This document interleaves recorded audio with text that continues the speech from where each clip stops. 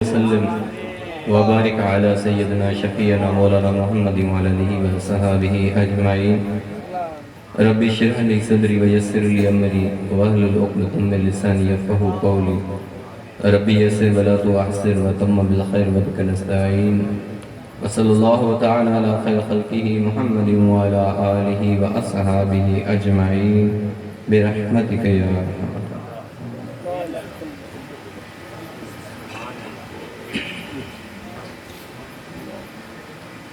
अल्हम्दुलिल्लाह रब्बिल आलमीन वल आकिबतु लिल मुत्तकीन वस्सलातु वस्सलामु अला सय्यिदिल अंबिया'i वल मुरसलीन व अला आलिहि व अस्हाबिहि अजमाइन। अम्मा बाद फ़अऊज़ु बिल्लाहि मिनश शैतानिर रजीम। बिस्मिल्लाहिर रहमानिर रहीम। वइज़ क़ाल रब्बुका लिल मलाइकति इन्नी जाइलुन फ़िल अर्दि ख़लीफ़ा क़ालू अतजअलु फ़ीहा मन युफ़्सिदु फ़ीहा व यस्फ़िकु दिमा व नहनु नुसब्बिहु बिहम्दिक व नुक़द्दिसु लक क़ाल इन्नी अअलमु मा ला तअलमून। सदक़ल्लाहुल अज़ीम व सद्दक़ बल्लग़ रसूलुहुन नबियुल करीम व नहनु अला ज़ालिका मिनश शाहिदीन व शाकिरीन वल्हम्दुलिल्लाहि रब्बिल आलमीन। मौलाया सल्लि व सल्लिम दाइमन अबदा अला हबीबिका खैरुल खल्क़ि कुल्लिहिम। ये बात किस कदर हसीन, ये बात किस कदर हसीन जो कह गए मोइनुद्दीन दीन की पनाह हुसैन है, मेरा हुसैन है, दीन की पनाह हुसैन है। सवाल जब किया गया, सवाल जब किया गया कि कौन तेरा पेशवा, मैंने कह दिया हुसैन है, मेरा हुसैन है, दीन की पनाह हुसैन है, मेरा बादशाह हुसैन है। शाह अस्त हुसैन, बादशाह अस्त हुसैन, दीन अस्त हुसैन, दीने पनाह अस्त हुसैन, सरदाद नदाद दस्त दर दस्ते यजीद, हक्का के बिना इला इला अस्त हुसैन। सुनो दोस्तों, अल्हम्दुलिल्लाह सवजल मुख्तलिफ उलमा कराम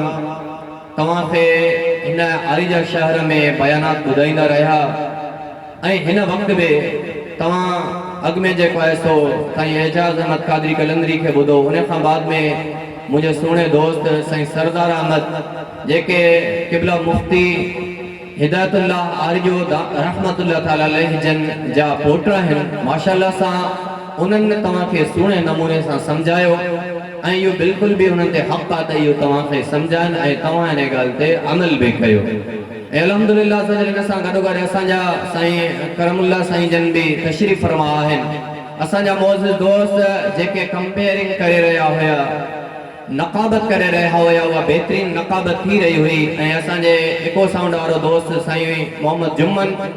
इन सां गॾोगॾु इहे जेका सैयद सगोरा जेके जमायत आहिनि, ख़ासि तौर ते साईं हिज़्बुल्लाह साईं ऐं उन जा जेके बि सभु सैयद सगोरा तमामु सभिनी जो थोराइतो ऐं शुक्रगुज़ार आहियां। गुज़ारिश इहा पोइ कयां त हर गुलेरा रंग बूहे दीगरिस, त मुख़्तलिफ़ गुलनि जी ख़ुशबू बि मुख़्तलिफ़ हूंदी आहे। बसि मां बि उन्हनि आलिमनि जी लिस्ट में उन्हनि जे क़ाबिल त न आहियां, पर पंहिंजो नालो ॻाल्हाइण लाइ आयो आहियां इमाम हुसैन अली मक़ाम जे ख़ादिमनि में। मूं अल्लाह तबारक व तआला जे कलाम पाक मां सूरह बक़रा जी हिकु आयत मुबारक पढ़ण जो शरफ़ हासिल कयो आहे। इंशाअल्लाह अज़्ज़ व जल इन जो अल्लाह तबारक व तआला खां दुआ कयूं था त अल्लाह तबारक व तआला इन जो सही तर्जुमो मक़सद ऐं मफ़हूम सम्झण जी तौफ़ीक़ अता फ़रमाए। ऐं इंशाअल्लाह अज़्ज़ व जल जेको बयान थींदो उनखे सही सम्झंदासीं बि साईं ऐं वरी यादि बि कंदासीं ऐं इंशाअल्लाह अमल बि कंदासीं ऐं ॿियनि ताईं बि पहुचाईंदासीं। फ़क़ति इहा ॻाल्हि न हूंदी साईं ॾाढी तक़रीर भली कई, भली त कई पर छा चयो इहा ख़बर न आहे, पर तक़रीर ॾाढी भली। अक्सर तौर ते असांजा माण्हू ईअं हूंदा आहिनि, साईं तक़रीर ॾाढी भली थी, अच्छा छा चयो साईं, या खबर ना है पर तकरीर ॾाढी भली हाणे इंशाअल्लाह तकरीर याद भी कंदासीं ऐं अमल भी कंदासीं ऐं ॿियनि दोस्तनि ताईं बि पहुचाईंदासीं। इन ख़ास में सभिनी दोस्तनि खे गुज़ारिश कंदुमि त मूंसां गॾिजी करे अल्लाह तबारक व तआला जे ज़िक्र खे बुलंद कराईंदा। अफ़ज़ल ज़िक्र अल्लाह साईं जो ला इलाहा इल्लल्लाह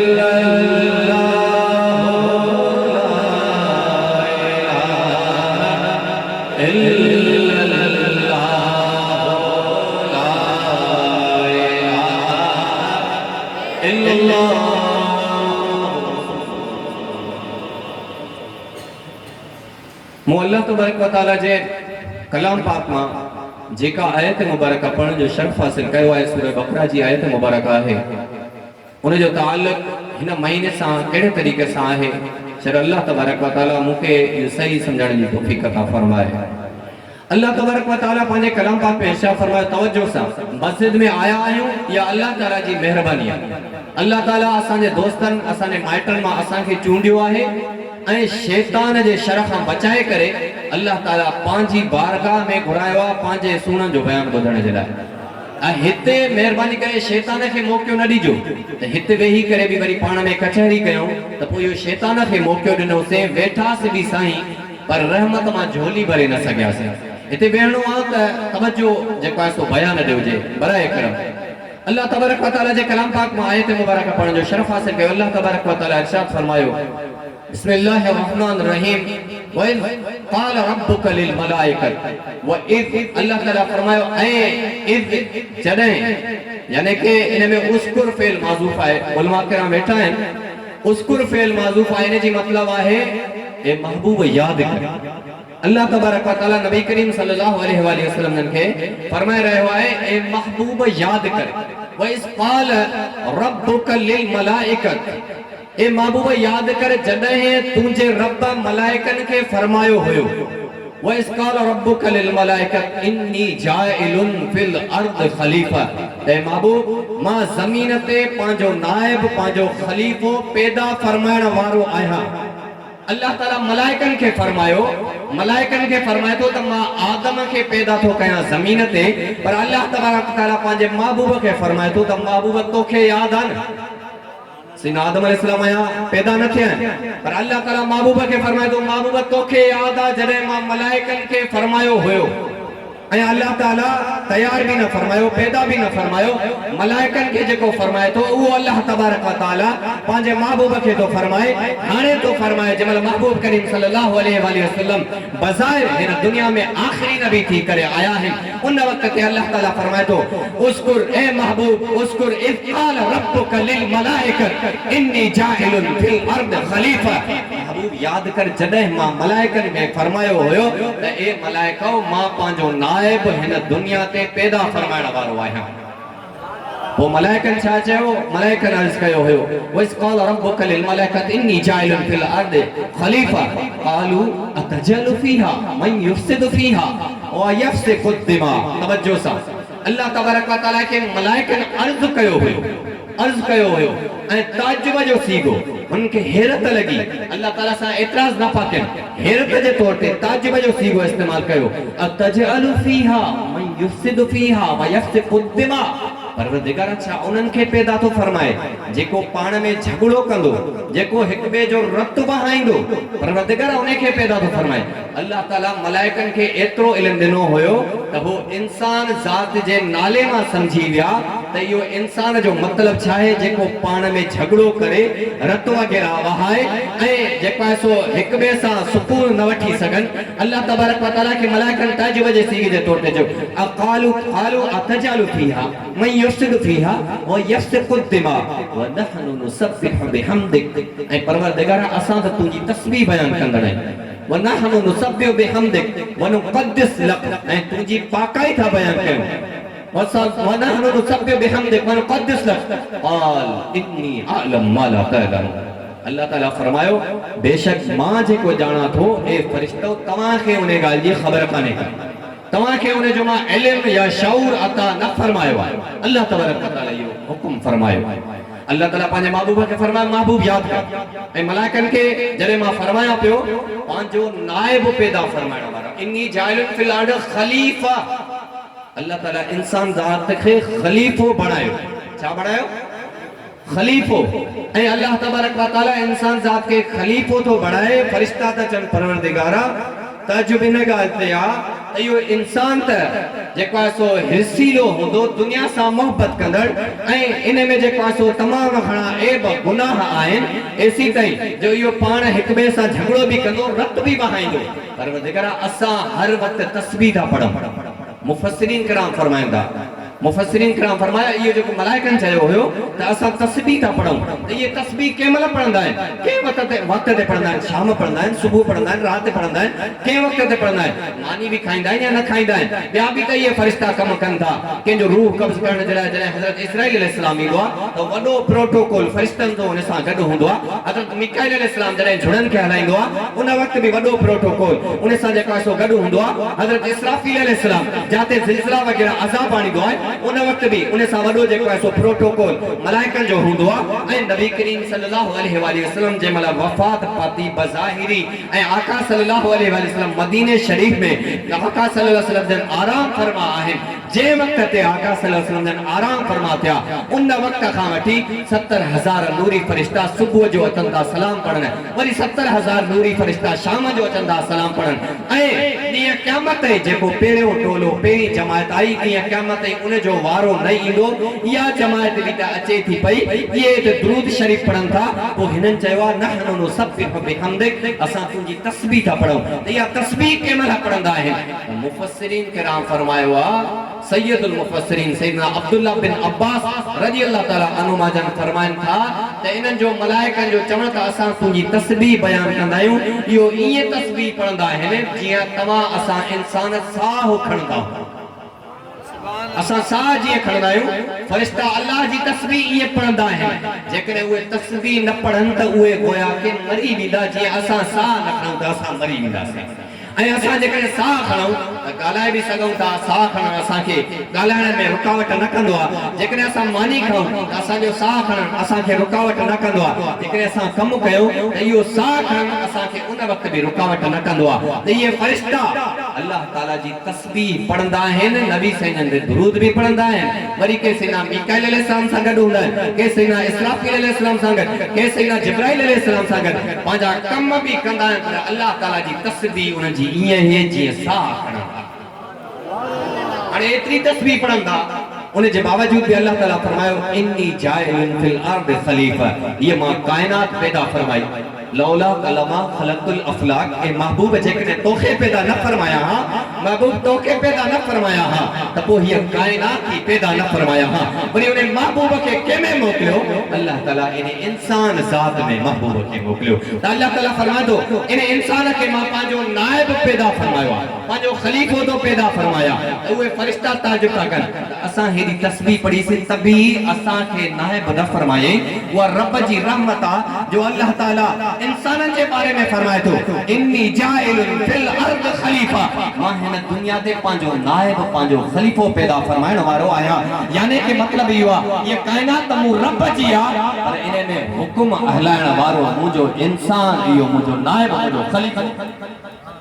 इन में जेका मखलूक पैदा फरमाईंदो, इन मखलूक ते भी हुकूमत करण वारो मुंहिंजो इहो नाइब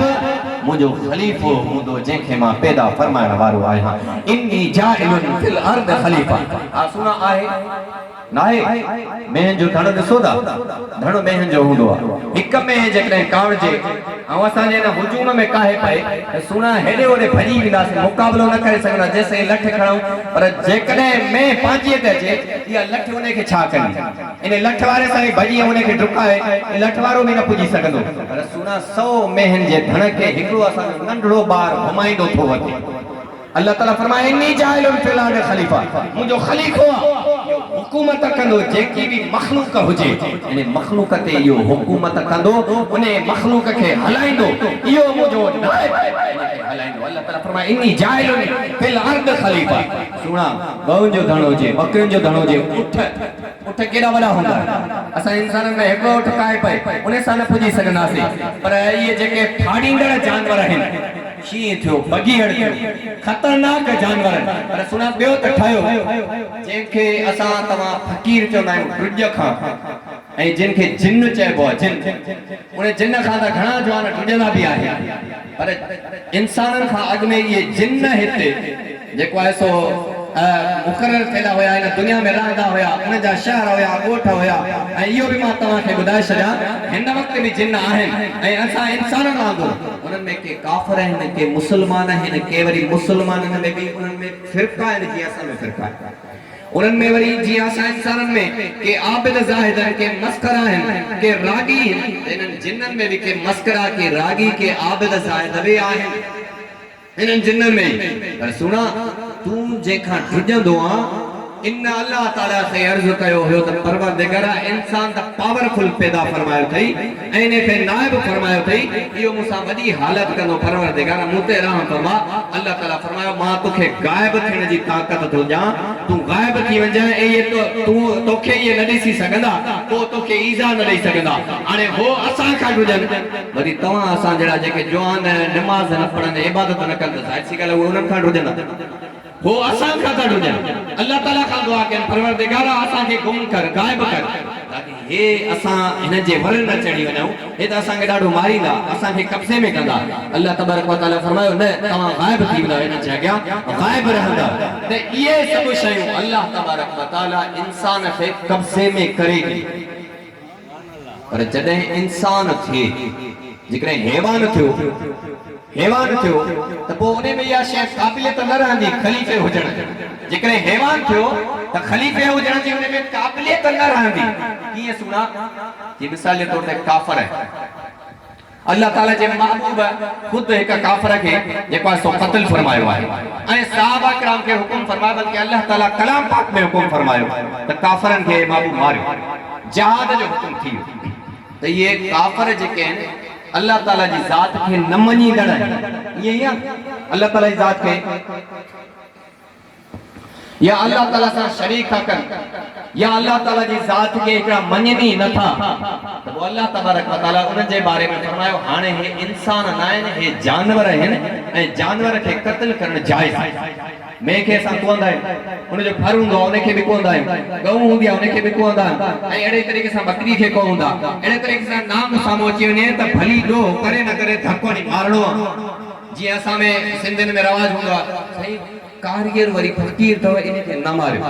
ग़लति। इहो वाणियुनि जो कॉन्सेप्ट आहे, वाणियुनि जो ज़हन आहे, वाणियुनि जो अक़ीदो आहे। ये वाणियुनि तव्हां असांजे दिमाग़नि में विधो आहे त बाबा कारीगर नांग अचे त इहो फ़क़ीर आहे, इनखे चवंदा कयूं त बाबा न तूं असांजो दुश्मन, न असां तुंहिंजा दुश्मन, महिरबानी करे हलियो वञ। ऐं इहा वटे वारी जेको आहे सो ॻाल्हि सभु कंहिंखे ख़बर आहे त वटे में खीर पियो ऐं ज़हर कारीगर विझी वियो, हुनजे वेर पयुसि, वरी ज़हर विधे, हुन चयो यार मां कारीगर नांग जेका हिनजी मादी हुई ॿिए नांग सां ॾिठी, इन करे मारे छॾियमि। त हुन फ़क़ीर छा कयो, वठो खीर जो हारियसि ऐं जुतीअ मां बि निकिरी वियो। इहे नंढा पिण खां ॻाल्हियूं ॿुधंदा आहियूं, अॼु ताईं का हक़ीक़त ॾिठी कोन्हे त कंहिं कारीगर मारियो हुजे, हुनखे ठुकाए करे हुन डंको हयो हुजे। पर जेकॾहिं कंहिं हयो बि हूंदो त उहो उनजे जेको आहे सो ग़लति अक़ीदे जे करे, उनजी ग़लति सोच जे करे हिनखे इन नांग जेको आहे सो ॾेखारी ॾिनी। पर महबूब करीम सल्लल्लाहु अलैहि वसल्लम फरमायो, कारो अछो इहो नांग जो नालो आहे, क़िस्म आहे, इन जा रंग आहिनि, जाते ॾिसो इनखे ॿिनि धकनि सां मारियो। हिकिड़ो चेल में धकण ताकि पहिरियों भॼी न सघे, नांग जी चेल में धकण हो त भॼी न सघंदो। पहिरियों जेकॾहिं मुंडीअ में हयसि त उहो भॼी वेंदो, ॿ टे ॾींहं खां पोइ हुनजी नई मुंडी निकिरी ईंदी। पर पहिरियों जेकॾहिं चेल में धको हयसि, विच ते चेल हूंदी आहे न, जे विच ते धक हयसि, नांग भॼी न सघंदो। उन खां बाद में बसि ॿियो धक मुंडीअ में हणिबो, जेका मुंडीअ मां ॾंग न हणी सघिजे, त बसि इहो नांग ॿिनि धकनि सां मरी वेंदो। नबी करीम सल्लल्लाहु अलैहि वसल्लम फरमायो, इनखे अछो हुजे या कारो, ॿिनि धकनि खां इनखे ख़तम कयो वञे। त हाणे नांग खे मारियूं था, बिच्छूअ खे मारियूं था, जंहिं जानवर खे जेको ईज़ा ॾिए थो उनखे मारियूं था। वरी कुझु जानवर अल्लाह ताला असांखे हलाल करे ॾिना, पर जेके हराम जानवर आहिनि उन्हनि जे बारे में बि अल्लाह ताला फरमायो त शिकार करे मारे सघो था, पर जेकॾहिं शिकार कंदो त ओतिरो जानवर, शौक़िया तौर ते शिकार कयो था त ओतिरे जानवर जो सदको करणो पवंदा। पर जेकॾहिं हराम जानवर खे दवा जे तौर ते मारियो था त पोइ सदको बि न ॾियो। मालूम थियो त जानवर खे मारणु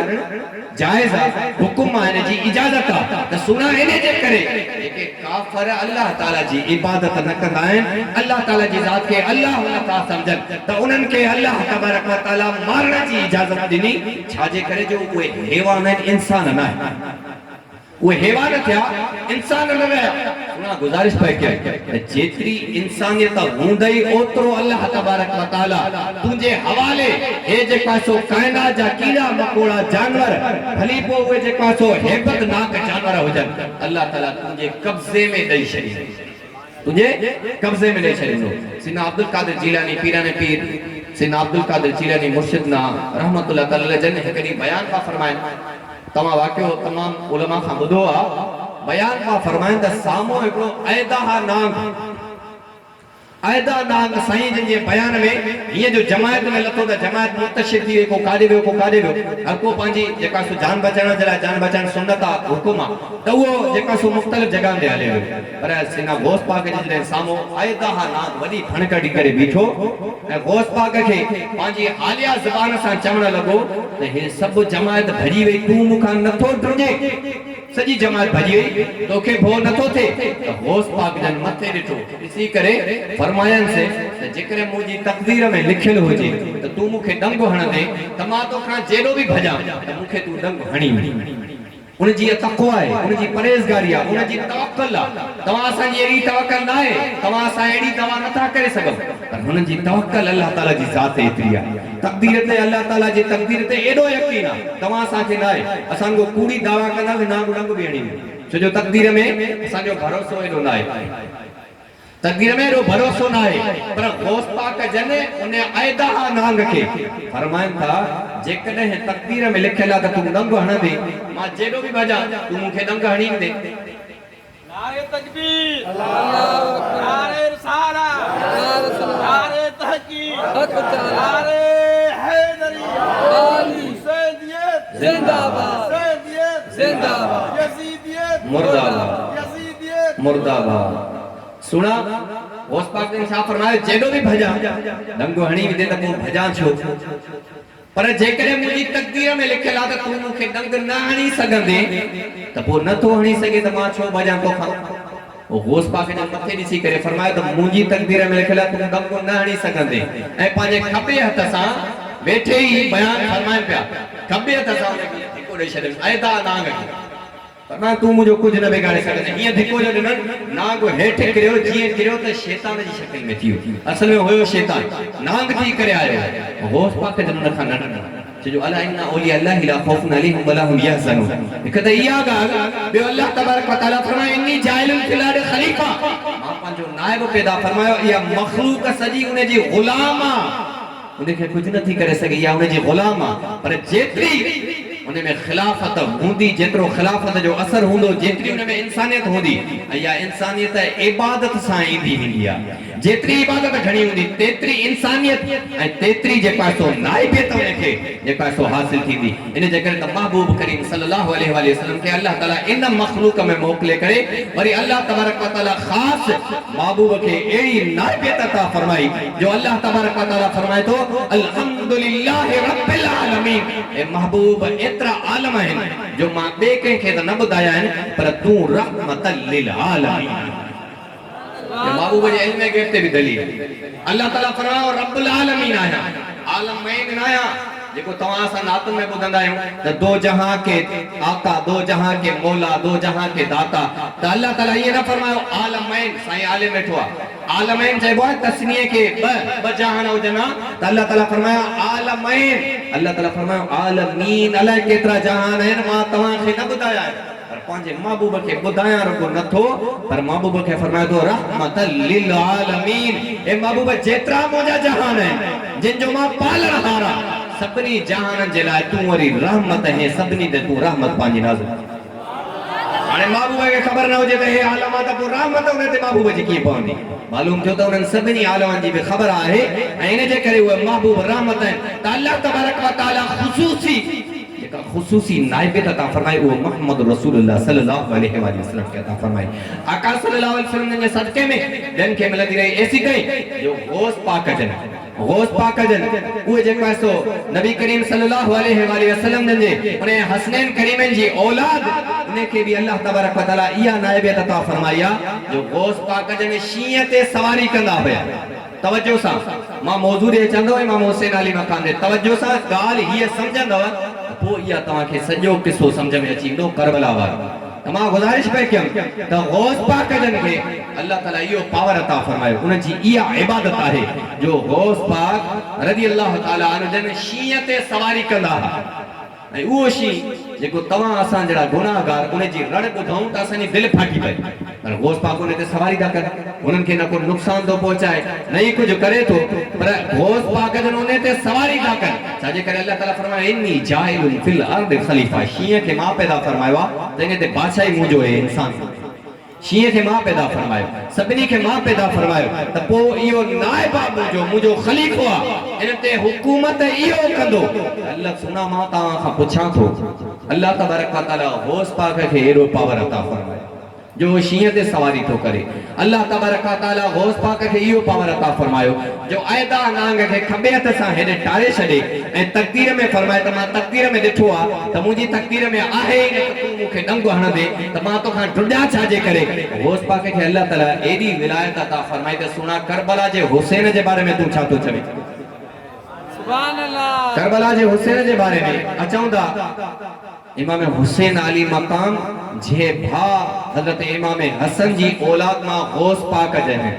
ऐं गालिबन 7 या 6 पीढ़ी में गौस पाक जन इमाम हुसैन गौस पाक जन के आका सल्लल्लाहु अलैहि वसल्लम जन ख्वाब में अची करे 7 मर्तबा लुआब दहन विधो हुयो त गौस पाक जन के एडी विलायत मिली वई हुई ऐं जे हुसैन जे वक्त ते उन जी पैदाइश ते ऐं नबी करीम सल्लल्लाहु अलैहि वसल्लम जन उन जे घर में तशरीफ फरमा थियन ऐं आका सल्लल्लाहु अलैहि वसल्लम जन मौलाए कायनात का पुछन ए अली हिन जो नालो छा रखियो आहे ऐं मौलाए कायनात जन अर्ज कन त या रसूल अल्लाह सल्लल्लाहु अलैहि वसल्लम मां हिन जो नालो जाफर रखियो आहे आका सल्लल्लाहु अलैहि वसल्लम फरमाए न हे जाफर न ए हुसैन आहे हसन खां सुनो वधीक हुसैन आका सल्लल्लाहु अलैहि वसल्लम फरमायो त हे ॿई इस्म अल्लाह तबारक व तआला जन्नत में हिनन के जेका सो हिजाब में रखियो हुयो अजबहुल्लाह अल्लाह ताला हिनन के हिजाब ॾिनो हुयो पर अल्लाह ताला मूंखे इजाज़त ॾिनी त ए महबूब पंहिंजनि ॿिन्ही बचड़नि जा हसन ऐं हुसैन नाला ऐं आका सल्लल्लाहु अलैहि वसल्लम फरमायो हज़रत हारून अलैहिस्सलाम पंहिंजे पुटनि जा नाला रखिया बशर ऐं शबर ऐं शबीर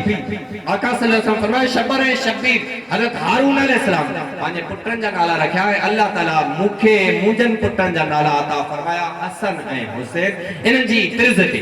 अल्लाह ताला जे महबूब फरमायो मां इन्हनि जा नाला थो रखां हुसैन हिन जो नालो हुसैन आहे ऐं आका सल्लल्लाहु अलैहि वसल्लम खारका मुबारका चबाड़े करे इमाम हुसैन जे तारूअ में लॻाया खारका चबाड़े इमाम हुसैन अली मकाम जे तारू में रखी ऐं आका सल्लल्लाहु अलैहि वसल्लम इमाम हुसैन अली मकाम के पंहिंजी ज़ुबान चूसण जे लाइ ॾींदा हुया ऐं आका सल्लल्लाहु अलैहि वसल्लम इमाम हसन ऐं इमाम हुसैन के फरमाईंदा त हे मुंहिंजा ॿई पुट आहिनि आका सल्लल्लाहु ईअं न फरमाए हे मुंहिंजा ॾोटर आहिनि फरमाईंदा मुंहिंजा पुट आहिनि आका सल्लल्लाहु अलैहि वसल्लम उन्हनि जे लाइ इहो हुकुम फरमायो ऐं जीअं अॻ में साईं एजाज़ क़ादरी कलंदरी बि तव्हांखे ॿुधायो त आका सल्लल्लाहु अलैहि वसल्लम ख़ुतबो जुमे जो फरमाइनि पिया ॿ हिकिड़ा नंढड़ा जो मस्जिद में उन्हनि जे घर जो दरवाज़ो ईंदो हुयो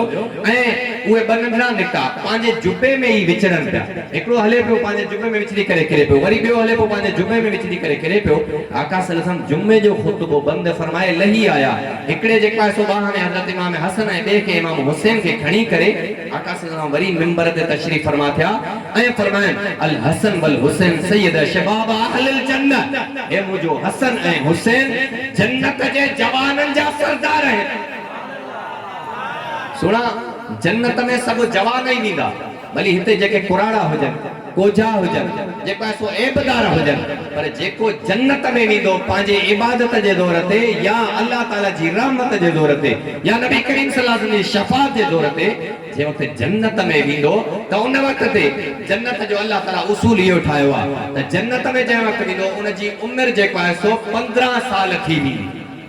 ऐं कद उन जो 7 गज यानी कि 30 फुट थी वेंदो छाजे करे जो जन्नत जो दरवाज़ो बि एतिरो आहे त भली जेको ऐब हुजे चेहरे जो सांवरो हुजे या जेका सो अख उन जी ख़राब हुजे या हथ में ऐब हुजे टंग में ऐब हुजे इहे सभु ऐब बि उन जा ख़तम थी वेंदा सुहिणो नौजवान थी वेंदो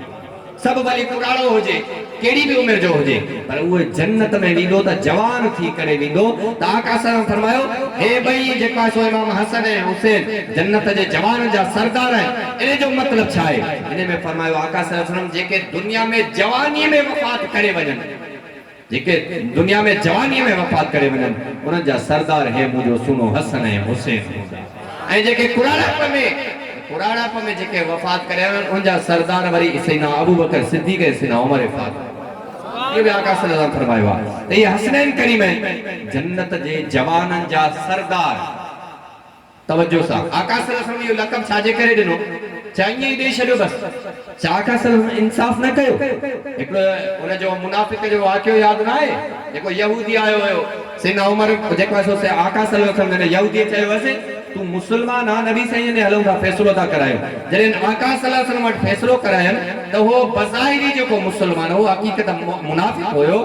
वो जेको आहे सो आयो हुन सोचो त नबी साईं मुंहिंजो पासो खणंदा छो जो मां बज़ाहिर मुसलमान आहियां। उन यहूदीअ खे यकीन हुयो त नबी करीम सल्लल्लाहु अलैहि वसल्लम कॾहिं बि ग़लति फैसलो या ग़लति हुकुम न ॾींदा आहिनि त उन यहूदीअ चयो हा नबी साईं खां फैसलो कराईंदा। जॾहिं यहूदीअ जे हक़ में फैसलो आयो ऐं उहो बज़ाहिर जेको मुसलमान हो उनखे नुक़सान को थिए त उन उथी करे नऊज़ बिल्लाह चयो हुयो नबी साईं खे त मां तव्हांजे फैसले खे नथो मञां तव्हांजो फैसलो ग़लति आहे। उन मुनाफ़िक़ चयो उन वक़्त सैयदना उमर फारूक उथी करे फरमायो न तॾहिं मां हिन जी जेसिताईं मुंडी न लाहींदुमि तेसिताईं मूंखे करार न ईंदो। आका सल्लल्लाहु अलैहि वसल्लम फरमायो हे उमर इनखे छॾे ॾियो ऐं इहे अनक़रीब हिन जी तव्हां जमायत ॾिसंदव ऐं इहे जेको आहे सो क़ुर तव्हां खां भलो पढ़ंदा नमाज़ तव्हां खां भली पढ़ंदा पर जेको आहे सो दीन मां रोज़ा तव्हां खां भला रखंदा पर दीन मां ईअं ख़ारिज हूंदा जीअं तीर कमान खां ख़ारिज हूंदो आहे। दीन खां ईअं ख़ारिज हूंदा। तव्हां सम्झंदव त असां नमाज़ नथा पढ़ूं हे वॾी नमाज़ था पढ़नि तव्हां सम्झंदव त हे वॾा रोज़ा था रखनि असां रोज़ा अहिड़ा नथा रखी सघूं पर दीन खां ख़ारिज हूंदा। आका सल्लल्लाहु अलैहि वसल्लम ख़ारिजनि जे बारे में ऐं इहो आका सल्लल्लाहु अलैहि वसल्लम नजदनि जे बारे में इशारो फरमायो हुयो वहाबिन जे बारे में आका सल्लल्लाहु अलैहि वसल्लम इशारो फरमायो पर इहो मुनाफ़िक़ आका सल्लल्लाहु अलैहि वसल्लम फैसलो हक़ जो फरमायो भली वो बज़ाहिर मुसलमान हुयो नबी साईं उन मुसलमान जो पासो न कयो जेको हक़ हुयो आका सल्लल्लाहु अलैहि वसल्लम बयान फरमायो। वो आका सल्लल्लाहु अलैहि वसल्लम ने फरमायन त हसन ऐं हुसैन जन्नत जे जवाननि जा सरदार छा उन जा ॾोहिटा इन जे करे उनखे लक़ब ॾेई छॾे बस इन जे करे तूं मुंहिंजा ॾोहिटा ठीकु आहे पोइ छा बि कनि इन जे करे मां लक़ब थो ॾियां न सुना तारीख़ पढ़ंदे न जीअं साईं सरदार अहमद फरमायो त 6 साल होॾे नबी करीम सल्लल्लाहु अलैहि वसल्लम सां गॾु वरी उन खां बाद में करबला जो वाक़ियो था ॿुधायो विच में छा थियो त सुना इमाम हुसैन आली मकाम पंहिंजी उन जवानीअ वारी उमिरि में जेके बि उन्हनि जे जेको आहे सो मुक़ाबिले जा जवान मुसलमान हुया कंहिं मुसलमान जवान जी इहा हिम्मत न हुई त इमाम हुसैन आली मकाम सां उन जी ज़ोद ऐं तक़वा में मुक़ाबिलो करे सघे। इमाम हुसैन आली मकाम जहिड़ी इबादत करे सघे वो इबादत में भी आला हुया वरा में भी आला हुया तक़वा में भी आला हुया परहेज़गारीअ में आला हुया। नबी करीम सल्लल्लाहु अलैहि वसल्लम जे बारे में फरमायो हुसैन मिन्नी व अना मिनल हुसैन आका सल्लल्लाहु फरमायो जीअं मुंहिंजी सुन्नत आहे उन सुन्नत जो मज़हर मुंहिंजो हुसैन आहे। आका सल्लल्लाहु अलैहि वसल्लम मज़हर फरमायो आहे इमाम हुसैन अली मकाम नबी करीम सल्लल्लाहु अलैहि वसल्लम जी सुन्नत जा पेकर हुया इन जे करे त आका सल्लल्लाहु फरमायो हे एडी इबादत ऐं तक़वा ऐं परहेज़गारी में हूंदा इन जे करे मां तव्हांखे अॻु में ई ख़बर ॾेई थो वञा त इन जी तक़वा ऐं परहेज़गारी जे करे अल्लाह ताला इन्हनि खे इहो जेका सो लक़ब अदा फरमाईंदो त हसन ऐं हुसैन जन्नत जे जवाननि जा सरदार ॻाल्हि यादि आहे अल्लाह ताला फरमाए इन्नी जाइलुन फिल अर्द खलीफा त हाणे नबी करीम सल्लल्लाहु अलैहि वसल्लम जंहिंखे झोलीअ में घुमायो हुजे पंहिंजनि कुलुनि मुबारकनि ते खयो हुजे जंहिंजी अम्मड़ सईदा फातिमा ज़हरा रज़ियल्लाहु ताला अन्हा हुजे जंहिंजो बाबो मौलाए कायनात सैयदना अली अल मुर्तज़ा हुजे हिकु ॾींहुं सईदा फातिमा ज़हरा रज़ियल्लाहु ताला अन्हा रोज़ो रखियो पर नुज़ुर जो रोज़ो हुयो नुज़ुर बास बासी तव्हां असां त बास बासी न आहियूं त साईं मुंहिंजी बास पूरी थी त छेलो या वरी का अहिड़ी मिड़ई माल वारी बास हूंदी इबादत वारी बास असां कंदा ई न आहियूं। मुंहिंजा मौला हे मुंहिंजो कमु थी वेंदो 10 नफ़िल पढ़ंदुमि मुंहिंजा मौला हे कमु थी वेंदो 10 रोज़ा रखंदुमि इबादत खां त असांखे बरो आहे बाक़ी मिड़ई पैसा भरे ॾींदासीं सो बि पहिरियों छेलो चवंदासीं पोइ वरी कोछड़ो छोलो ॾिसंदासीं या वरी साईं कंहिं सरदार अहमद सां अची मिलंदा साईं छेलो त नथो ॾेई सघां भला 2000 ॾेई वञा हिते तालिबनि खे मिड़ई थोरो गोश्तड़ो वठी ॾियां भला अहिड़ा तरीक़ा इख़्तियार कंदासीं इन में बि हाणे असां सुस्त आहियूं पर सुना कुर्बान वञे उन्हनि हस्तियुनि ते उन्हनि बास बासे ते कहिड़ी परवरदिगार हे कमु आहे त पोइ असां रोज़ो रखंदासीं। इमाम हसन इमाम हुसैन नंढड़ा आहिनि उहे बि जेको आहे सो फरमाईंदा परवरदिगार असां बि रोज़ो रखंदासीं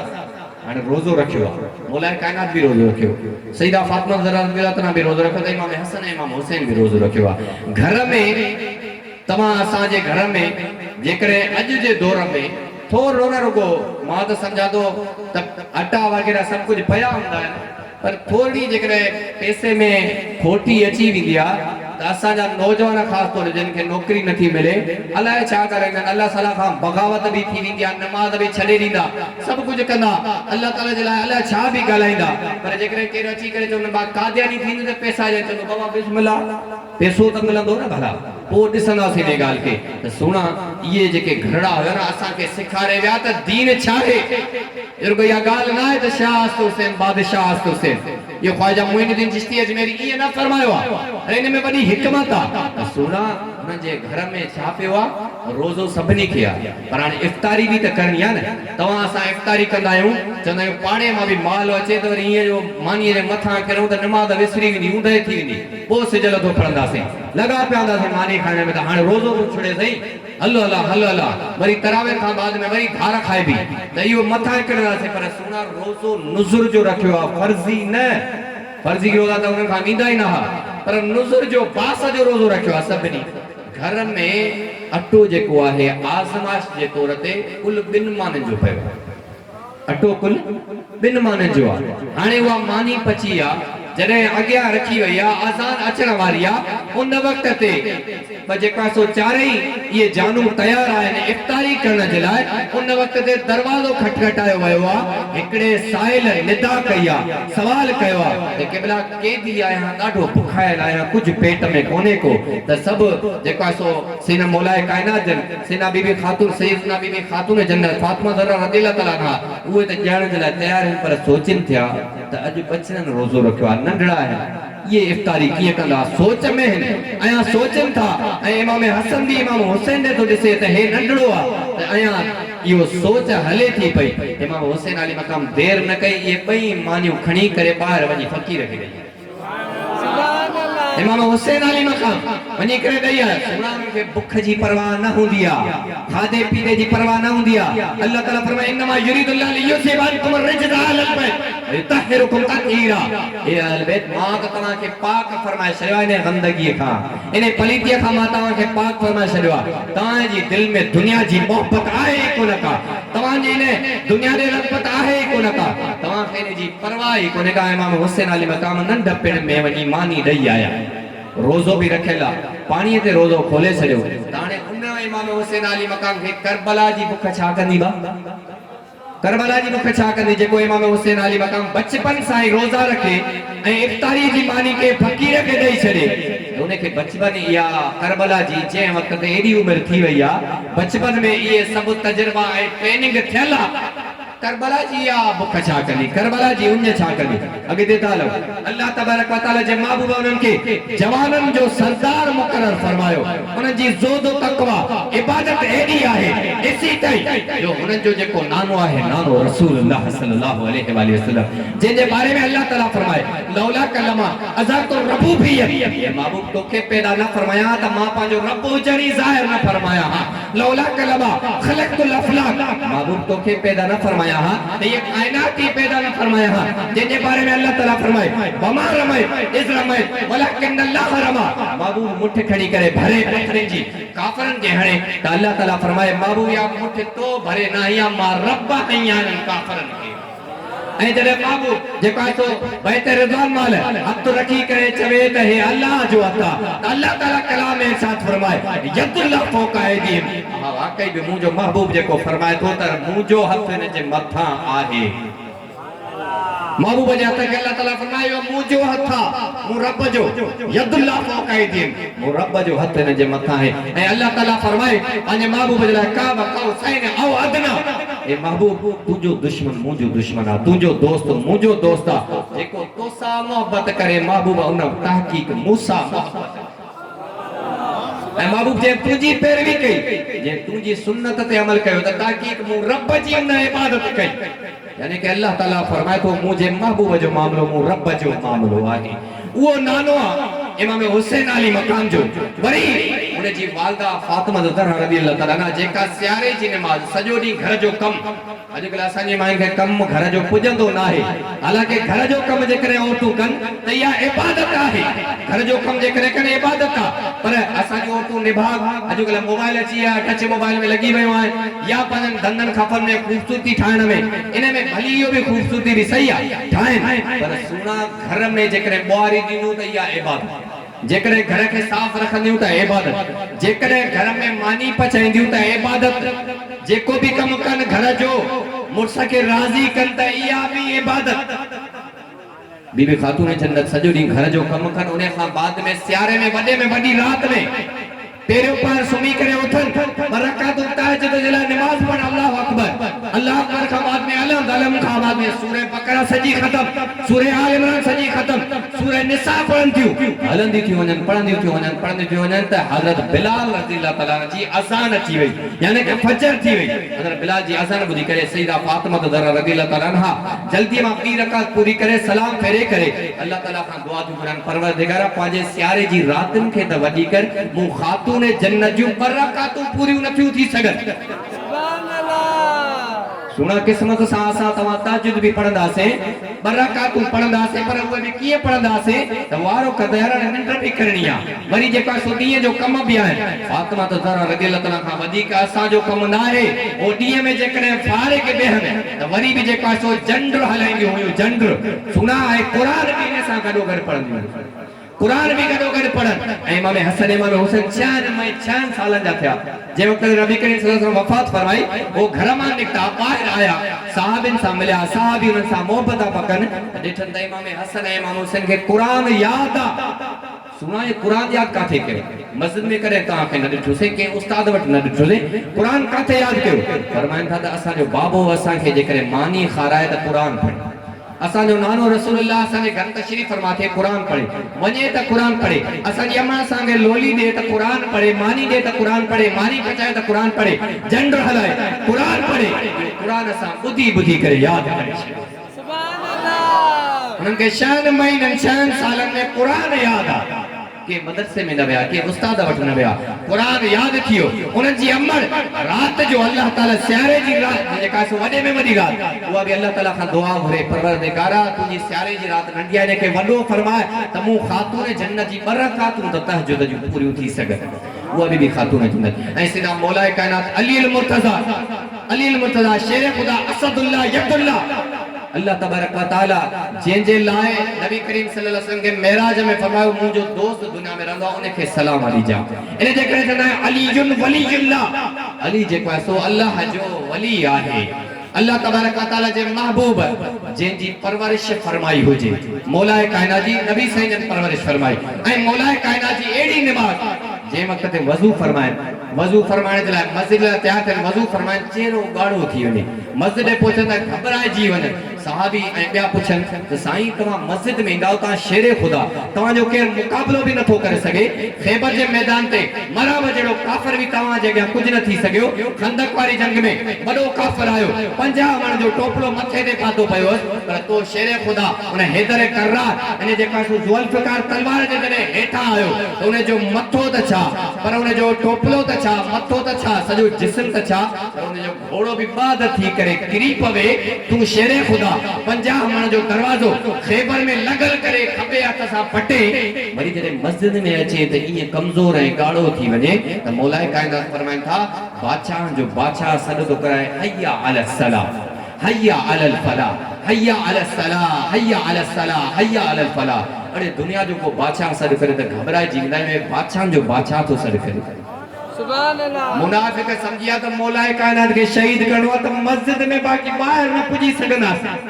इन जे करे मौलाए कायनात खे मस्जिद में शहीद कयो जंहिंजो बाबो अली जंहिंजी अमर फातिमा ज़हरा ऐं जंहिंजो भाउ इमाम हसन जंहिंजो नानो रसूलुल्लाह सल्लल्लाहु अलैहि वसल्लम उन इमाम हुसैन अली मकाम जे बारे में मुख़्तलिफ़ राय ऐं करबला जे मैदान जो वाक़ियो ईअं बयान करणु तो इमाम हुसैन अली मकाम कमजोर होया इमाम हुसैन अली मकाम नऊज़ बिल्ला ईअं बयान करण त उन्हनि खे मौक़ो मिलिया त काॾे हलिया वञनि सुणा न इहो असांखे अकुल खां वधीक सम्झ में थी अचे ॻाल्हि छो जो अकुल तस्लीम नथो करे इनखे अकुल कीअं तस्लीम नथो करे जंहिंजो बाबो जेको आहे सो अली, जंहिंजी अम्मड़ सईदा फातिमा ज़हरा रज़ियल्लाहु तआला अन्हा ऐं जंहिंजो नानो रसूलुल्लाह सल्लल्लाहु अलैहि वसल्लम, जंहिंजो भाउ इमाम हसन ऐं पाण हुसैन, जंहिंजे बारे में नबी सल्लल्लाहु फरमाए अल हसन वल हुसैन सय्यदा शबाब अहल जन्नत, जंहिंजे बारे में नबी सल्लल्लाहु फरमाए ए परवरदिगारा जेको हसन ऐं हुसैन सां प्यार करे तू परवरदिगारा तू रब उन सां प्यार फरमाए, तू रब इन सां तू प्यार फरमाए त हुननि खे अल्लाह ताला खिलाफत केतिरी अता फरमाई हूंदी बाबा। गौस पाक के बारे में फरमाए शीयत सवारी, गौस पाक जन के अल्लाह ताला एतरी ताकत अता फरमाई, शाह इमाम हुसैन अली मकाम के अल्लाह ताला एतरी खिलाफत अता न फरमाया त वो मदीने में वेही करे ये जेका सो दिसी सगन त कूफे जा जेके कूफी इन उहे फ्री वया आहिनि, उन जी दिलनि जो हाल जाने सगन, या इमाम हुसैन अली मकाम के अल्लाह तबारक व तआला इया ताकत दाता फरमाई त पांजी तकदीर के दिसी करे समझी वनन त हाने मुके करबला में शहीद थियण सजी खबर हुई। इमाम हुसैन अली मकाम पांजी तकदीर के दिसन पिया, वो खबर हुई मुस्लिम बिन अकील जी भी खबर हुई तो वो शहीद थी यार, सजी खबर है इमाम हुसैन अली मकाम के। पर ला तकूलू लिमन युक्तल फी सबीलिल्लाहि अमवात बल अहया वलाकिन ला तशउरून वला नबलुवन्नकुम बिशैइन मिनल खौफ वल जू व नक्स मिनल अमवाल वल अनफुस वस्समरात व बश्शिरिस साबिरीन। सुना हुए अल्लाह तबारक व तआला जी आजमाइश के लब्बैक चवण आया होया, तवा असा के दी क़यामत जे मुसलमानन के समझाण आया होया त सब्र कीअं कबो आहे, सब्र कीअं कजे इहो असा के देखारण आया होया ऐं पंहिंजे नाने रसूलुल्लाह जे दीन के बचाइण आया होया। छाजे करे जो शाह अस्त हुसैन बादशाह अस्त हुसैन दीन अस्त हुसैन दीन पनाह अस्त हुसैन सरदार नदार दस्त दर दस्ते यजीद हक्का के बिना इला इला अस्त हुसैन। हाणे जेकरे तक जेका सो तारीख में लिखियल भी हुजे, मुख्तलिफ किताब मुख्तलिफ तारीखूं जेकरे के तारीख में लिखियल भी हुजे क्यों मानू दलील खणी अची पेश करे साईं त साईं इमाम हुसैन अली मकाम यजीदन के चयो हो त पानी जो इमाम अली असगर जे लाइ पानी खपे, जी मानू घणा रणियूं करे बस उन्हनि के तरीक़ो इहो हूंदो मानू के रोवाइणो आहे ताकि धक पाण के हण, तरीक़ो इहो हूंदो आहे, या मानू के रोवारियूं ताकि मानू चवनि यार वाह वाह मौली साहब वाह जी तकरीर कई, बाक़ी हक़ न ॿुधाईंदा, तरीक़ो ईअं बयान कंदा ताकि मानू रोवन, बाक़ी इहा ख़बर न पवंदी त इमाम हुसैन अली मकाम जो शान तो बयान कया या उन्हनि जे शान में घटिताई तो कया, पर उनके बस इहो हूंदो आहे त माण्हूअ खे रोवारिया, माण्हू मूं ॾे मुतवजा थियनि, माण्हू रोवन त पोइ वाह वाह थींदी, पर सुना मूं वटि इहो कमु कोन्हे को। मां सिधी ॻाल्हि कंदो आहियां त इमाम हुसैन अली मकाम जो शान ऐं मर्तबो छा आहे त इन जो जेको मौलाए काइनात शेर खुदा जो फर्ज़ंद आहे वो करबला जे मैदान ते वरी ईअं हीणो कीअं थी वियो, करबला जे मैदान ते नऊज़ बिल्लाह ये भाड़े वारियूं ॻाल्हियूं कीअं थियूं त साईं मूंखे इहो यज़ीदन खे अबा तव्हां मां केरु जेकॾहिं कसम त ख़ुदा जो पंहिंजे दुश्मन खां तव्हां पाणी घुरंदव, जेको तव्हांजे बचड़े खे कंहिं मारियो हुजे दुश्मन पर पाणी खणी अचे तव्हां न वठंदव उन खां, चाहे इमाम हुसैन अली मकाम नऊज़ बिल्लाह के आम इंसान खां बि पोइ ते हलिया विया जो उन यज़ीदन खे चयो त यार पाणी मूंखे ॾियो त इमाम अली असगर खे प्यारिया हिन तव्हांजो कहिड़ो ॾोख आहे, न न इमाम हुसैन अली मकाम खे अल्लाह ताला एतिरी नाइबियत अता फरमाई, एतरी खिलाफत अता फरमाई, एतरो पार अता फरमायो जो इमाम हुसैन अली मकाम वादी फर्रात ने इशारो कन हा, वादी फर्रात ने इशारो कन हा, या वादी फर्रात करबला ने वहण शुरू थी वने, करबला ने वने या वादी फर्रात, पर इमाम हुसैन अली मकाम जेकॾहिं इमाम अली असगर के पानी प्यारणो हुजे या त इमाम हुसैन अली मकाम पंहिंजी आंगुर खे इशारो कन हा, आंगुर जो इशारो थिया जी आंगुर मां पानी निकरी अचे करे इमाम अली असगर जी उंज लाहिया वो पानी, पर सुना इमाम हुसैन अली मकाम जेकॾहिं पानी घुरन हा वो जमीन में पंहिंजो पैर जोर सां हणन हा अने करबला जी वारी वारी जमीन मां ॿियो ज़मज़म पैदा थी वञे हा। इमाम हुसैन अली मकाम के अल्लाह ताला यो पावर अता फरमायो, एतरी नाइबियत अता फरमाई, इमाम हुसैन अली मकाम जेकॾहिं चाहन हा दुआ घुरन हा कसम खुदा जो ये कूफे जा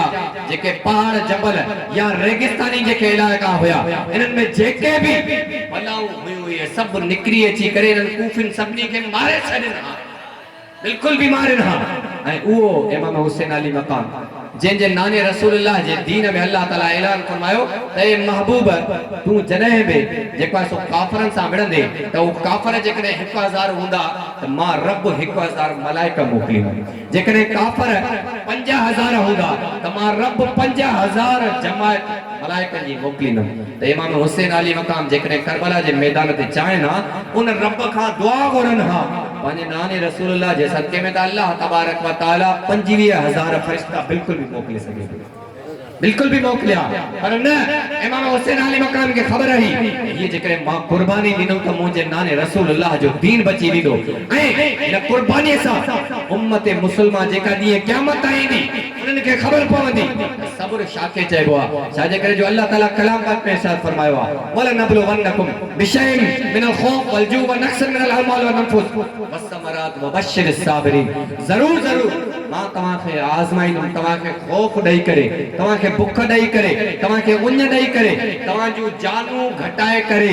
तवा जा माल घटजी विंदा तवा जा बागात घटजी विंदा पर बशिर साबिरीन खुशखबरी महबूब उनन के आज सब्र कर सब्र वाला की निशानी केड़िया अल्लाह ताला फरमाओ अल्लज़ीना इज़ा असाबतहुम मुसीबत कालू इन्ना लिल्लाहि व इन्ना इलैहि राजिऊन उए साबरीन उए जे वक्त ते उनन के मुसीबत ईंदिया त धक न हणंदा है पांजे वारन में मिट्टी न वेजंदा है पांजा कपड़ा न फाड़ींदा है पर उनन जे जुबान ते हुंदो आ अल्लज़ीना इज़ा असाबतहुम मुसीबत कालू इन्ना लिल्लाहि व इन्ना इलैहि राजिऊन तारीख लिखे थी इमाम हुसैन अली मकाम जरे इमाम अली असगर के खेमे में बाहर कडी करे खेदाने पिया पांजी झोली में त एकड़े लाइन इमाम अली असगर जी उन जेका सो गिची मुबारक में तीर हलायो होयो तीर इमाम अली असगर इन में शहीद थी वया होया त इमाम हुसैन अली मकाम ने ते रड़ियो न कयो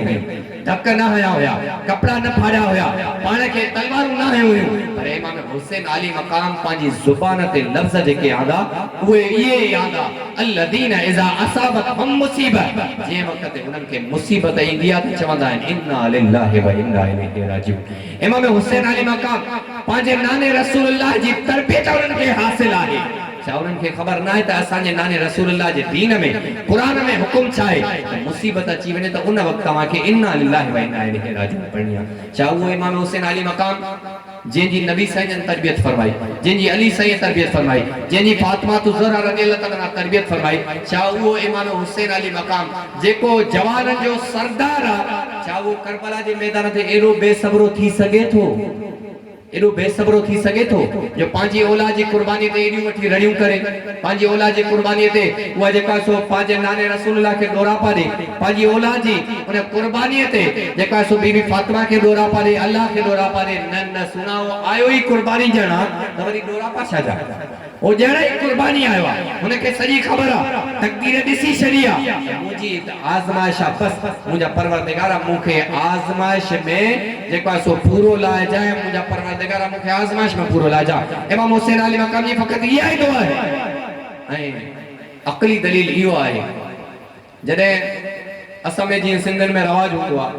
कि जो पी गुजारे वने केजी वालदा गुजारे वने केजी औलाद गुजारे वने घर में रड़ियों पची वने मातम थियो बाबा वठ सट थी विंदिया हित में टक्कर घट में टक्कर पाए में टक्कर वरी रवाज भी ये है जो चवंदा आहियूं यार माण्हुनि खे राज़ी कयूं जेकॾहिं केरु ईअं रड़ियूं न कंदो पोइ छा थींदो आहे चवंदा आहिनि त यार पीउ जो ॾुख कोन्हेसि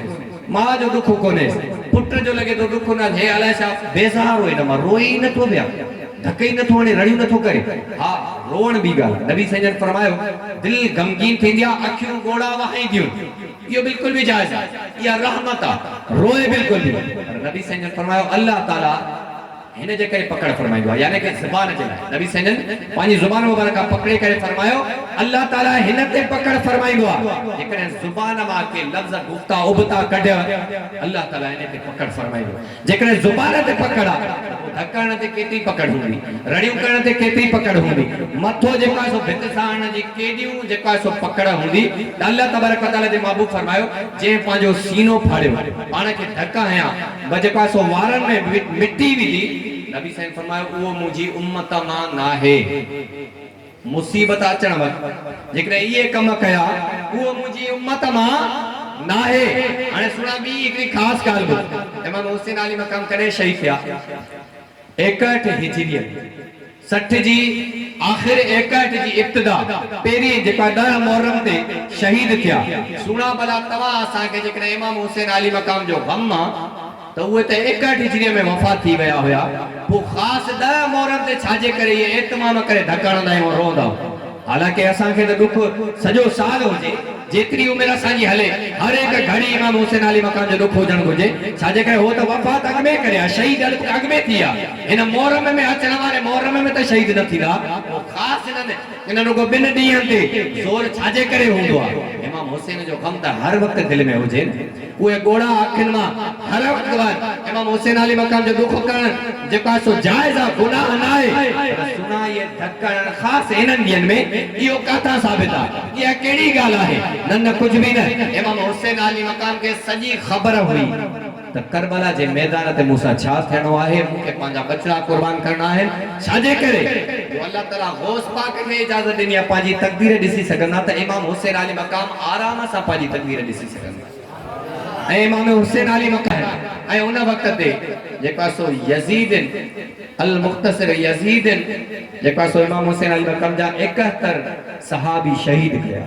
इमाम हुसैन अली मक़ाम जन उन खां बाद में पंहिंजे घोड़े ते तशरीफ़ फरमा थिया आहिनि। पंहिंजी दिस्तार मुबारका इमाम ज़ैनुल आबिदीन जे सिर मुबारका ते रखी आहे ऐं फरमायो आहे, ए इमाम ज़ैनुल आबिदीन, ए अली बिन हुसैन, मुंहिंजो नस्ल हाणे तोखां हलंदो ॾींहुं क़यामत ताईं। इन जे करे तोखे ज़िंदा रहणो आहे। मां हाणे वञा थो इन्हनि जेका सो यज़ीदनि सां विढ़ण जे लाइ पंहिंजे सिर मुबारका ते नबी करीम सल्लल्लाहु अलैहि वसल्लम जो अमामो सजायो आहे। इमाम हुसैन अली मक़ाम मौलाए कायनात जी उहा ज़ुल्फ़िकार तलवार खणी करे घोड़े ते तशरीफ़ फरमा थी करे वो कूफिन जा खत खणी आया आहिनि। खत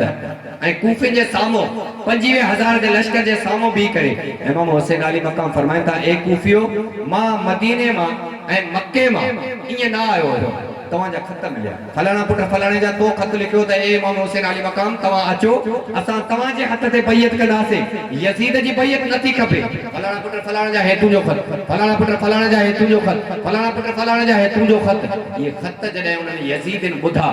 त यज़ीदनि मां घणा रोई पिया, घणनि जी दिलि नरम थी वई। घणनि सोचियो हे असां छा था कयूं? इमाम हुसैन खे पाण घुरायोसीं, वरी पाण ई उन सां जंग था कयूं। पर उन में शिमज़ी जोशिन जहिड़ा कुत्ता वेठा हुया, इब्न ज़ियाद जहिड़ा कुत्ता हुया, अमर बिन साद जहिड़ा कुत्ता हुया। उन्हनि चयो त इमाम हुसैन जी ॻाल्हि छो था ॿुधो? ए हुसैन, बस ॿ ॻाल्हियूं, या यज़ीद जे हथ ते बैयत कर या असां सां जंग कर। बस ॿ ॻाल्हियूं कर, वधीक न कर, ॿ ॻाल्हियूं कर। इमाम हुसैन अली मक़ाम फरमायो, बस मां पंहिंजी हुज्जत तव्हां ते पूरी करण जे लाइ हे तक़रीर कई हुई। मां हिन वक़्त बि जेकॾहिं तव्हां माफ़ी वठो, हिन वक़्त बि मां पंहिंजा 71 सहाबी जेके कुर्बान थिया आहिनि उन्हनि जी माफ़ी ॾियण जे लाइ तव्हांखे तयारु आहियां। हिन वक़्त बि अचो, माफ़ी मूंखां घुरो। क़यामत जे ॾींहुं पंहिंजा हथ मुंहिंजी रत सां न भरियो, मतां इने जो अज़ालो न ॾेई सघो। हिन वक़्त बि मूंखे ॾुख आहे त मुंहिंजे नाने रसूलुल्लाह जी उम्मत जहन्नम में वेंदी। मां हिन वक़्त बि तव्हांखे मोकिलियो ॾियां थो। मां पंहिंजा 71 पंहिंजा बचड़ा सहाबी जेके शहीद कया आहिनि सभु माफ़ करण जे लाइ तयारु आहियां। अचो, बस मूंखां माफ़ी वठो, हक़ सच जो साथ जो, सभु कुझु माफ़ आहे तव्हांखे। पर यज़ीदनि चयो त हिन जी ॻाल्हि न ॿुधो, हिन सां विढ़ो। इमाम हुसैन अली मक़ाम फरमायो, जेकॾहिं तव्हां चओ था बस ॿ इहे ई ॻाल्हियूं आहिनि, यज़ीद जे हथ ते बैयत, त पोइ मां बैयत न कंदुमि। जेकॾहिं तव्हां चओ था त जंग, त पोइ ठीकु आहे। इमाम हुसैन अली मक़ाम पंहिंजे घोड़े ते तशरीफ़ फरमा थिया। इमाम हुसैन अली मक़ाम ज़ुल्फ़िकार तलवार कढी करे फरमायो, अचे तव्हां मां जेको वॾे में वॾो बहादुर निकिरी अचे ॿाहिरि। हुन वक़्त ते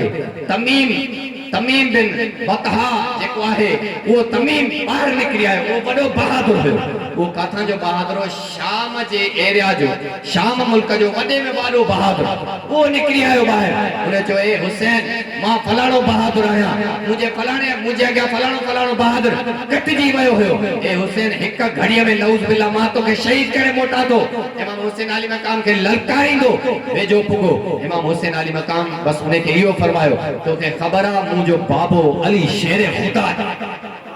मुझे बाबो अली शेर खुदा है, मुझे नानो रसूलुल्लाह है। बस असांजे जेको मुझे नाने रसूलुल्लाह जड़ो के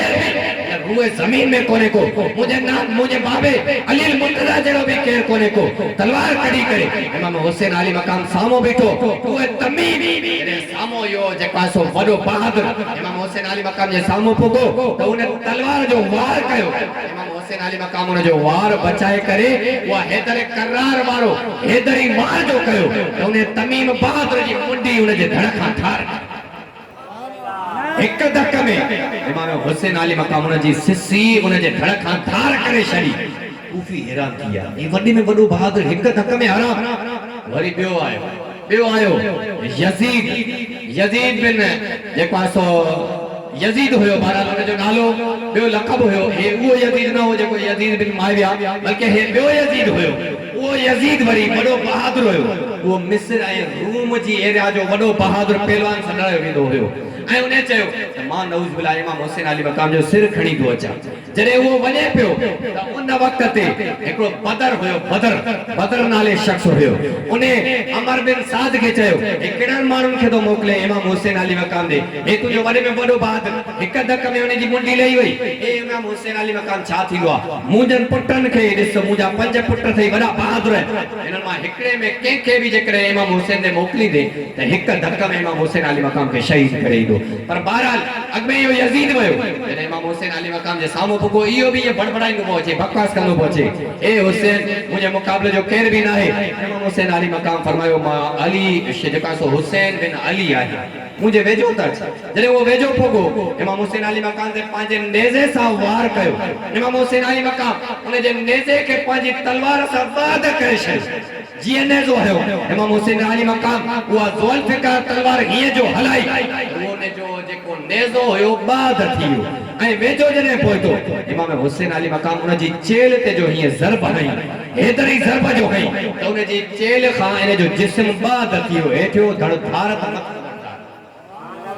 सुभान अल्लाह या इमाम हुसैन अली मकाम जे सब्र जो दलील आहे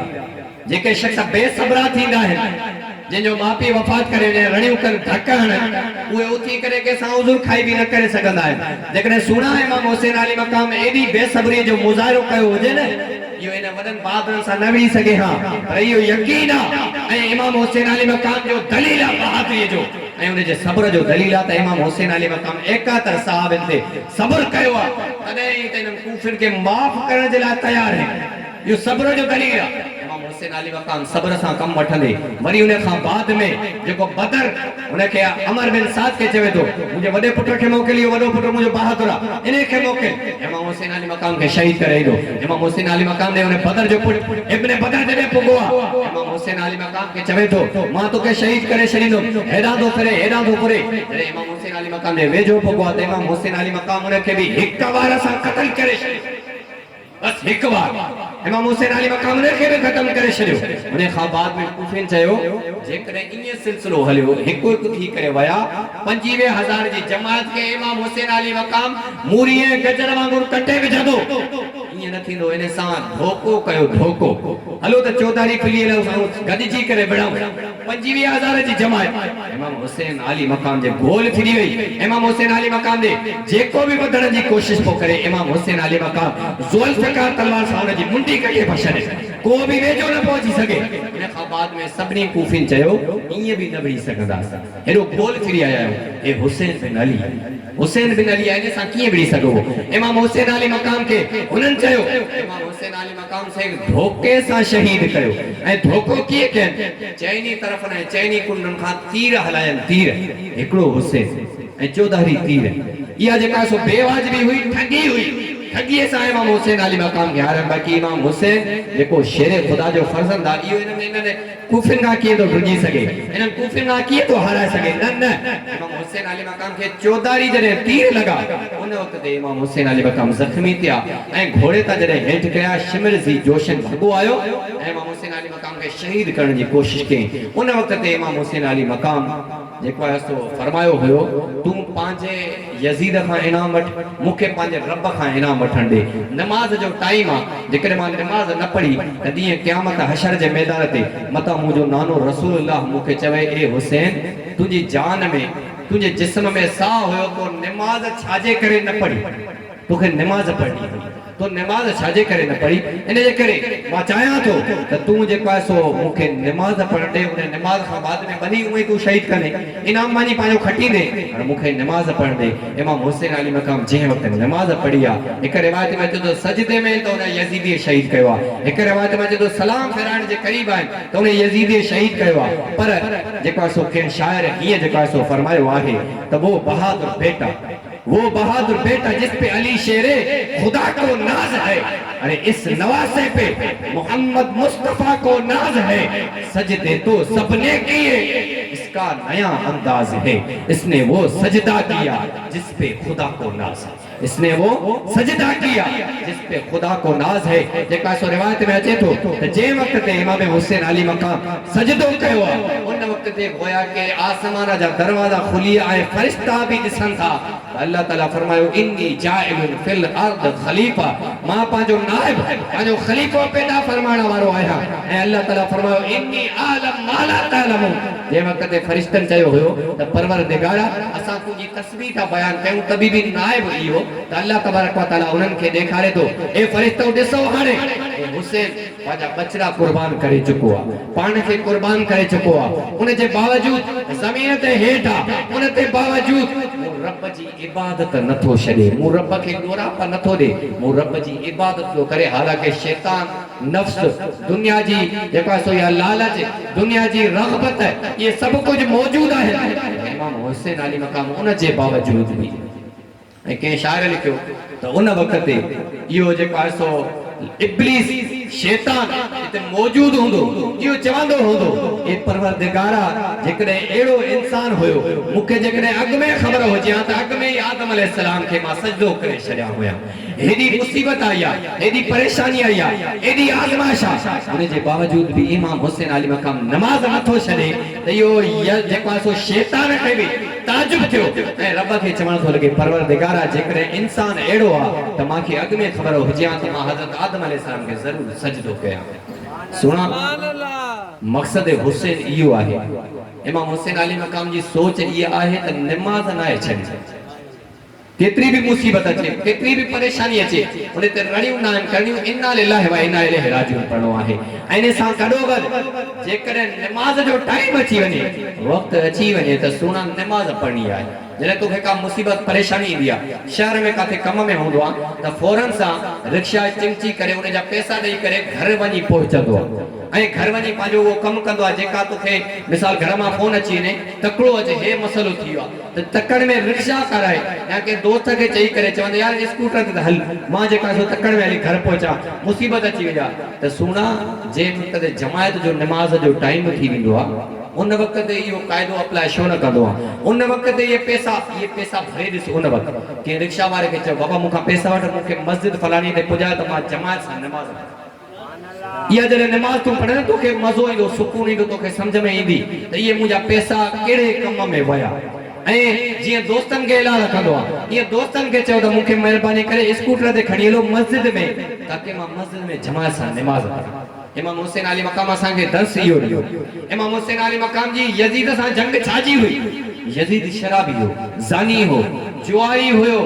यज़ीद रिश बश कराईंदो हुयो इमाम हुसैन अली मक़ाम उन जे करे उन जे ख़िलाफ़ हुया ऐं इमाम हुसैन अली मक़ाम पंहिंजी कुर्बानी ॾिनी सुणा तूं सोच त अॼु तूं इमाम हुसैन अली मक़ाम जो आशिक़ आहे या यज़ीद जो आशिक़ आहे जेकॾहिं शराबी आहे त पोइ यज़ीद जो आशिक़ आहे ज़ानी आहे त यज़ीद जो आशिक़ आहे जेकॾहिं तूं बेनमाज़ी आहे त पोइ यज़ीद जो आशिक़ आहे जेकॾहिं नमाज़ी आहे त इमाम हुसैन अली मक़ाम जो आशिक़ आहे जेकॾहिं दीन सां मोहबत रखे थो ऐं ज़ना खां बचे थो त पोइ इमाम हुसैन अली मक़ाम जो आशिक़ आहे जेकॾहिं तूं जेको आहे सो जुआ खां इन जेको आहे सो रिश बश खां बचे थो त पोइ इमाम हुसैन अली मक़ाम जो वाक़ई बि आशिक़ आहे पर जेकॾहिं चवे जीअं थींदो आहे त याराना शैतान से भी और वफा का दावा रब से भी मुझे तो बता कयामत के दिन जजा और सजा किससे लेगा जजा किससे मांगेगा हिते असां वटि इहो हूंदो आहे त असां वफा जी दावा कंदा आहियूं रब सां सचा पर शैतान सां यारानो बि आहे दोस्ती बि उन सां कयामत जॾहिं आख़िरकार कंहिंखां साथ चवंदे अल्लाह खे चवंदे या शैतान खे चवंदे मां तुंहिंजी पैरवी कई या अल्लाह खे चवंदे मां तुंहिंजी पैरवी कई ज़ाहिर ॻाल्हि आहे हिकिड़े जो थियणो आहे रब जो थी वञे त पोइ रब जो थी वञे त रब जो आहे त पोइ हुसैन जेकॾहिं रब जो न आहे त पोइ यज़ीदी आहे जेकॾहिं हुसैनी आहे त पोइ रब जो आहे जेकॾहिं यज़ीदी आहे त पोइ शैतान जो आहे छाजे करे शैतान जा इहे अमल आहिनि शराब पीअण ज़ना करणु नमाज़ न पढ़णु रिश बश करणु जुआ खेॾणु ऐं इमाम हुसैन अली मक़ाम ऐं हुसैनी जो कमु इहो आहे नमाज़ पढ़णु ज़ना खां बचणु जुआ खां बचणु रिश बश खां बचणु ऐं फुज़ूलियात खां बचणु ऐं साईं आलिम जन मौजूद आहिनि तारीख़ गवाह आहे त यज़ीद राग बि ॿुधंदो सुणा जेकॾहिं तूं राग थो ॿुधे त पोइ मूंखे ॿुधाए रड़ियूं थो करे त बसि हुसैनियत ज़िंदाबाद हुसैनियत ज़िंदाबाद यज़ीदियत मुर्दाबाद चवे थो यज़ीद मुर्दाबाद पर यज़ीदियत खे पैदा पाण थो करे उनखे ज़िंदा पाण थो करे सुना जेकॾहिं नबी करीम सल्लल्लाहु अलैहि वसल्लम जी हिकु सुन्नत आका सल्लल्लाहु फरमाया मन अहिया सुन्नती इंद फसाद उम्मती फलहु अजर में तो शहीद जंहिं मुंहिंजी सुन्नत खे ज़िंदा कयो ऐं उन वक़्त ते जंहिं वक़्तु मुंहिंजी उम्मत मुंहिंजी सुन्नत खे ख़तम करण जे चक्कर में हुजे उन वक़्त ते जंहिं मुंहिंजी सुन्नत खे ज़िंदा कयो उनखे 100 शहीदनि जो सवाबु मिलंदो हिन वक़्त ते असां मां दोस्त को दाढ़ी रखंदो त जेके बेदाड़िया हूंदा उहे चवंदा अड़े मुल्ला थियो आहे अड़े मुल्ला थो वञे अड़े हे पाण त दाढ़ी न रखंदा पर हुन ते टोक नबी सल्लल्लाहु अलैहि वसल्लम फरमायो मन आहिया सुन्नती इंद फसाद उम्मती मुंहिंजी उम्मत मुंहिंजी सुन्नत खे ख़तम करण में लॻी पई हुई 1400 साल अॻु में नबी सल्लल्लाहु अलैहि वसल्लम फरमायो ऐं अॼु उहो दौर आहे नबी सल्लल्लाहु जी उम्मत ख़ुदि चवे थी त या दाढ़ी न हुजे बेदाड़िया हुजनि सभु जेकॾहिं केरु दाढ़ी रखे थो पोइ मुल्ला अड़े फलाणा अड़े हे अड़े अलाए कीअं थी दाढ़ी रखई बूझो थो लॻे फलाण थो लॻे सुना तूं दाढ़ी पाण नथो रखी सघे त नबी सल्लल्लाहु जी सुन्नत खे बुरो न चओ मतां क़यामत में पछताइणो पइजी वञे हिन वक़्तु तोखे मज़ाक थी लॻे खिल बोग करे ॿ दोस्तनि खे खिलाए ख़ुशि थी वई पर तोखे ख़बर न पई त ऊंधाईअ में तूं कहिड़ो कमु करे वियो आहे दोस्त खे लठी हणी वियो आहे या दुश्मन खे लठी हणी वियो आहे दोस्त खे लठी हणी थो वञे पर क़यामत जो ॾींहुं जॾहिं थींदो उन वक़्त ते तोखे ख़बर पवंदी त ना रसूलुल्लाह जी सुन्नत खे बुरो भलो चवण जो गुनाह तो केॾो कमायो हुयो दाढ़ी त तो कंहिंखे बि ॾिठी वो वीचारो वो तुंहिंजे अॻियां जेका सो हक़ीर हुयो बज़ाहिर ग़रीब हुयो मज़दूर हुयो तूं उनखे का हैसियत न पियो सम्झे इन जे करे टोकी पर तोखे सम्झ में न आई त इहा दाढ़ी नाने जेका जो नबी करीम सल्लल्लाहु अलैहि वसल्लम जी सुन्नत रखी मज़दूर हुई या कंहिं बि हुई पर आहे त नबी साईं जी सुन्नत तूं उनखे नथो टोके नबी साईं जी सुन्नत खे नथो टोके मन आहे सुन्नती ऐं अहिड़े दौर में जे नबी साईं जी सुन्नत इख्तियार कई अल्लाह ताला जे महबूब फरमाए उनखे 100 शहीदनि जो सवाब मिलंदो 100 शहीद अल्लाह तबारक व तआला चलो मुझे बयान करण ऐं तव्हांजो ॿुधण पंहिंजी बारगाह में क़बूल ऐं मंज़ूर फरमाए अल्लाह तबारक व तआला हिन में जेके अमल वारियूं ॻाल्हियूं थियूं उहे सम्झण ऐं उन ते अमल करण जी तौफ़ीक़ अता फरमाए ॿियनि दोस्तनि ताईं पहुचाइण जी तौफ़ीक़ अता फरमाए वमा अलैहि वसल्लम।